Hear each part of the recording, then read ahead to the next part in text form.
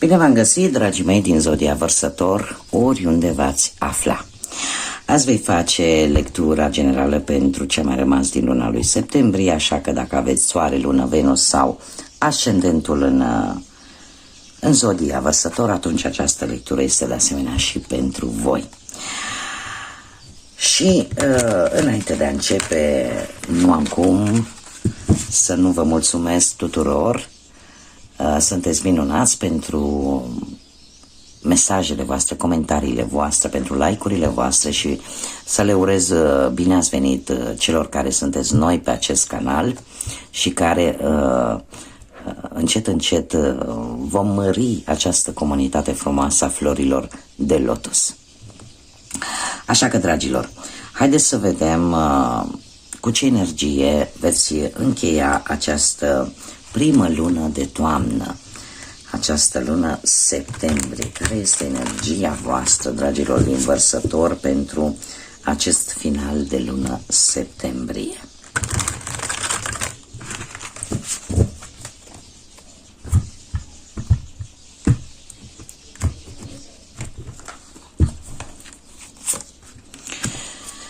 Și avem un 4 de vară sau un 4 de cupe. Dragilor, sunteți destul de, nu știu, de plictisiți, parcă nu prea vă arde de nimic, parcă nu mai prezintă nimic interes. Trebuie să aveți totuși grijă. De ce? Pentru că toată această nepăsare, ca să zic așa, sau plictiseală, vă poate face să pierdeți o șansă foarte importantă pentru voi. Da? Este un pic, nu știu, poate unii dintre voi nu aveți o viață așa foarte satisfăcătoare, nu sunteți foarte mulțumiți, poate de locul vostru de muncă, poate de relația pe care o aveți, poate de relația cu societatea. Așa că această energie a patrului de vară sau a patrului de cupe este una de un pic de dezinteres, ca și cum parcă nu mai aveți energie, parcă nu vă mai interesează sau poate pur și simplu nu mai găsiți nimic care să vă ridice așa un pic moralul. Haideți să vedem ce ne spune și tarotul, ce mesaje, sfaturi, energii vin pentru voi, dragilor din Vărsător, în ce a mai rămas din luna lui septembrie până la finalul ei.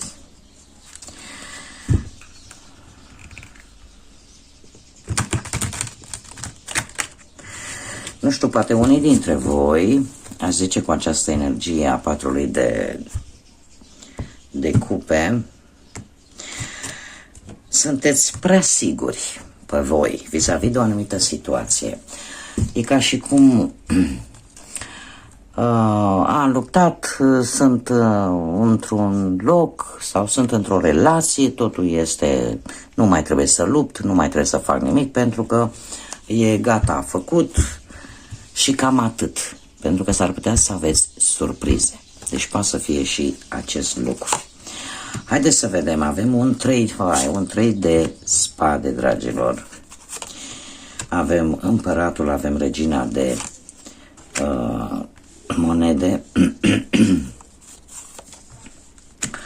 și nebunul. Dragilor, dragi, situația actuală cu acest 3 de spade îmi vorbește foarte mult de o anumită durere emoțională. Poate de o senzație de singurătate. Poate de, cum să spun eu, de o alegere proastă pe care poate unii ați făcut-o și acum suportați cumva consecințele. Poate de anumite cuvinte care încă vă mai macină, care încă vă mai dor. Poate sunteți unii într-o situație de tranziție după ceva ce v-a rănit foarte tare. Nu știu, poate să fie vorba de orice. Dacă vorbim la nivel profesional, e posibil ca alții să fi beneficiate pe urma muncii voastre și asta să vă doară. Și este firesc să se întâmple așa. Sau poate că la nivel material ai făcut o investiție care nu a fost tocmai cea mai inspirată și acum se văd consecințele. Poate în dragoste ați avut ceva discuții destul de serioase, destul de severe sau anumite secrete care au ieșit la lumină și au adus cu ele neînțelegeri, decepții. Și eu aș putea să vă spun un lucru pentru cei care sunteți într-o relație și care, nu știu, poate că dacă mai există sentimente adevărate, dacă mai există iubire între voi, cumva relația are șanse totuși să se salveze, dar cu adevăr și, cum am mai spus, dacă sunt sentimente adevărate. Dacă nu, din păcate, pentru unii dintre voi pot apărea rupturi, pot apărea separări și chiar divorțuri. Cei care sunteți singuri, se pare că situația actuală nu este una tocmai bună. De ce? Pentru că posibil să fie avut în viața voastră o anumită persoană și nu de foarte multă vreme, dar care pur și simplu să vă fi decepționat chiar și într-un timp atât de scurt. Să mergem mai departe. Ce încercați să nu mai dați așa multă importanță? Și avem împăratul. Poate că nu încercați să nu mai dați așa multă importanță unei persoane din zodia Berbec, o persoană destul de autoritară, o persoană care e posibil să fie chiar o figură paternă pentru unii dintre voi, un tată, un bunic, un frate mai mare, un socru chiar, și care cumva are într-adevăr o situație materială poate destul de bine, destul de stabilă, dar totuși cere foarte mult, are niște reguli peste care nu trece. Cumva este foarte autoritar, cere foarte multă disciplină și de regulă aș zice cumva pe voi lucrul ăsta parcă vă supără, parcă vă deranjează și parcă încercați să nu-i mai dați atât de multă importanță. Acest personaj poate să fie legat poate chiar și de un șef la locul de muncă sau poate chiar să fie vorba de perechea voastră pentru cei care sunteți într-o relație. Da, unde partea asta materială parcă e mai importantă decât orice altceva pentru această persoană. Ce vine către voi până la sfârșitul lunii lui septembrie? O regină de monede, un alt personaj, de data aceasta dintr-o zodie de pământ, Taur, Fecioară sau Capricorn, o persoană care, în general, are mereu resurse și partea asta materială este foarte importantă pentru această persoană. Acum am două variante. Ori această persoană va încerca să te ajute într-o situație materială, tocmai pentru că în permanență are ceva bănuți puși deoparte, da, este mama tuturor răniților care întotdeauna scoate un as de mânecă de pe undeva și încearcă să ajute, sau ne poate vorbi chiar de voi și de faptul că sunteți dispuși să puneți ceva deoparte fără să știe nimeni, mai ales pe planul ăsta material, și în așa fel încât să aveți o independență materială, da, a voastră, să nu depindeți de altcineva, cel puțin din punctul ăsta de vedere material. De asemenea, regina de monede mai vine cu mari progrese, mai ales pe partea profesională. Nu știu, posibil să apară anumite avansări sau cineva care e un pic mai în vârstă decât voi, dar care va juca un rol important în viața voastră profesională. Unii chiar pot găsi un job cu ajutorul, în special, al unei femei dintr-o zodie de pământ. Dar, cum este o lectură generală, putem adapta, poate să fie și un bărbat, dar în mod special putem vorbi de o persoană feminină dintr-o zodie de pământ, cum am mai spus, Taur, Fecioară sau Capricorn, și care vă poate ajuta să vă găsiți un job. Cine mai spune această regină de monede? Dacă vorbim de bani, se pare că situația voastră financiară va crește progresiv. Da? Nu va crește dintr-o dată, va crește puțin câte puțin și, cum am mai spus, apare această tentație a voastră de a face economii, da? De a nu cheltui așa fără măsură. Dacă vorbim de dragoste, mai ales pentru cei care sunteți într-o relație, se pare că e un timp destul de bun de a încerca să repari poate o relație și de a ieși cu perechea ta, da? De a încerca să repari anumite fisuri din relație pentru unii dintre voi.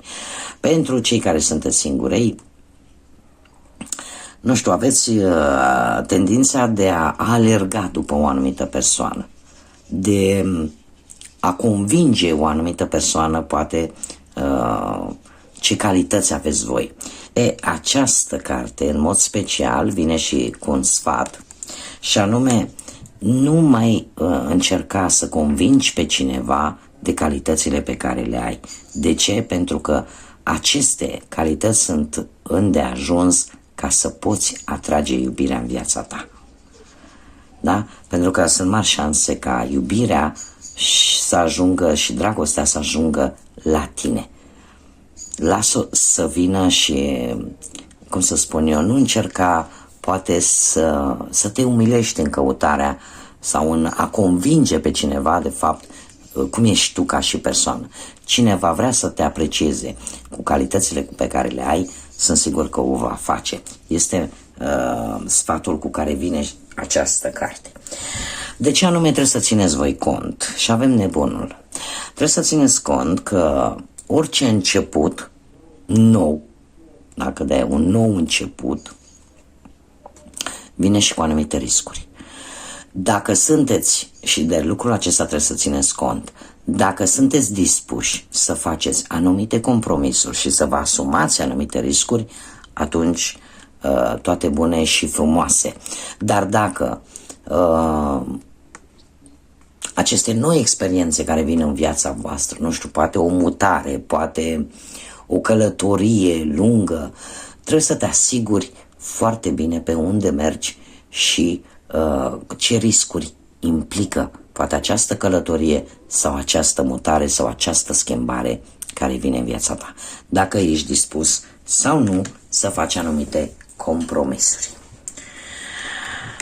Ce este necesar să știi cu acest 10 de cupe? Este necesar să știi că se apropie un eveniment familiar, mai ales, sau chiar și în relație, foarte important.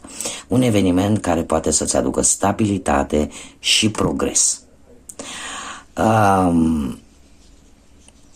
Și asta pe o lungă perioadă de timp, aș spune.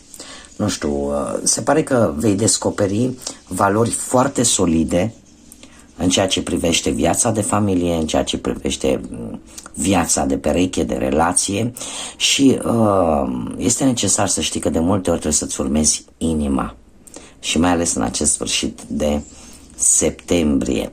Și în felul ăsta vei ști dacă ești pe drumul cel bun sau care este drumul cel bun pentru tine. Haideți să vedem și un mesaj general pentru voi, dragilor din Vărsător, pentru această ultimă perioadă din... Și avem două chiar, le voi lăsa pe amândouă. Și avem numărul 34, avem un număr 7 prin reducere pitagorică care ne vorbește de înțelepciune. Ne vorbește de înțelepciune, ne vorbește de inteligență, ne vorbește de a avea un caracter cât mai ferm și o evaluare, o gândire cât mai profundă în anumite situații. Se pare că în această perioadă simțul vostru de observație totuși va fi destul de puternic. Și ce ne spune acest mesaj? Că ești unic, unică și că de obicei, și nu mă miră lucrul acesta, îți place să-ți trăiești viața de o formă foarte aloloco, da, foarte nebunatic, așa, foarte rebel, iar asta o faci cu curaj și cumva te bucuri de tot ce-ți oferă viața. Ca să zic așa, nimic nu sus soare În general, zodia Vărsător este una din zodiile foarte nonconformiste, cărora le place libertatea și mai ales libertatea de exprimare, care sunt primii acolo unde se face câte o manifestație, unde trebuie să comunici, da? Fiind și o zodie de aer. Așa că încercați să ieșiți din această stare de apatie, poate, sau de blocaj. Și avem numărul 39. Cred că e 39, stați așa, sunt scrise un pic cam mic. Și cum umblu cu două perechi. Da, 39, asta înseamnă numărul 3. Prin reducere este un număr 3 care ne vorbește de intuiție și cumva de a-ți da seama de ceva important. Poate că sunteți mai sociabili, poate că sunteți mai optimiști sau ar trebui cel puțin, sunteți mai spontani și e posibil să vină o situație care să implice mai multe persoane. Acum, ce ne spune acest mesaj? Încearcă să combini momentele de a fi umil cu cele de păreri de rău. Iartă-te pe tine și începi să te iubești așa cum ești tu. Iar se pare că de lucrul ăsta îți vei da seama în acest sfârșit de septembrie, că dacă poate ai greșit, ai făcut anumite greșeli, este timpul să te ierți tu pe tine, să înveți din greșeli și dacă consider că trebuie ceva reparat în ceea ce te privește pe tine ca și persoană, fă-o, pentru că asta va aduce îmbunătățiri, te va face o persoană mai înțeleaptă, dar în același timp să te iubești așa cum ești tu, cu bune și cu rele. Bun, dragilor, aceasta a fost lectura pentru voi. Eu vă mulțumesc ca de obicei pentru prezență. Nu uitați, pentru cei care sunteți poate pentru prima oară pe acest canal, abonați-vă, este gratuit. Dați pe clopoțel ca să primiți notificările atunci când eu public lecturi și nu uitați un like, un comentariu. Eu oricum îmi fac timp să răspund tuturor la comentarii. Să aveți un sfârșit de septembrie cât mai liniștit posibil, cât mai plin de vești bune și de multă energie pozitivă. Până data viitoare când ne vom revedea, să fiți iubiți, dragilor!